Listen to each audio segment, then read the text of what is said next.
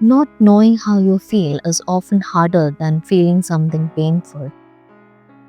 There are days when emotions exist but without direction or language.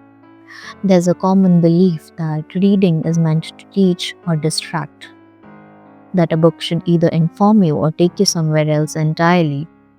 But sometimes, reading does something quieter. It doesn't move you forward, it helps you locate where you already are. Today was one of those days where everything felt slightly off. But nothing was clearly wrong. No single emotion stood out, just a low level confusion like standing in a familiar room with the lights dimmed. I picked up a book of poems without any plan to read much. Just a few pages, just enough. Not one of the hopeful poems, one of the steadier ones. A poem that doesn't resolve anything but notices the word carefully alongside me. The way light sits, the way attention slows when you stop demanding answers from it.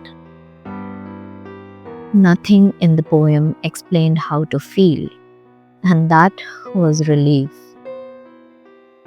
Sometimes what's missing isn't motivation or insight, it's orientation, a sense of where you are emotionally before you decide where to go next.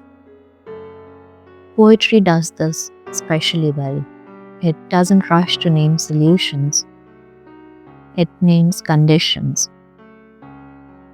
I stayed with that poem longer than I expected, not because it moved me, but because it steadied me. It gave the feeling I was already carrying, a place to stand. Afterward, writing came more easily, not because the poem inspired anything new, but because it clarified the emotional weather. The page didn't need ambition, it needed accuracy. A lot of poets do this. Rilke, when he insists on living with the questions instead of answering them, Ocean Vuong, when he writes directly from uncertainty without trying to make it useful. Even Emily Dickinson, who often writes as if she's standing inside a feeling, not observing it from a distance. Reading like this isn't about understanding the poem. It's about letting language mirror you, your internal state, long enough for it to feel real, contained, and survivable. This kind of reading doesn't fix anything. It doesn't improve you. It simply says, this is where you are. And that can be enough to make the next sentences on the page or in the life possible.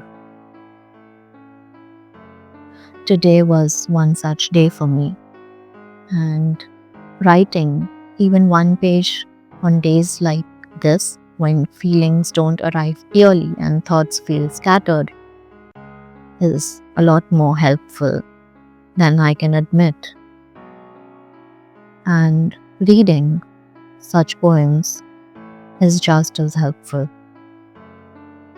If there's a poet or a piece of writing that helps you recognize how you're feeling, even when you could name it on your own, I would love to read them.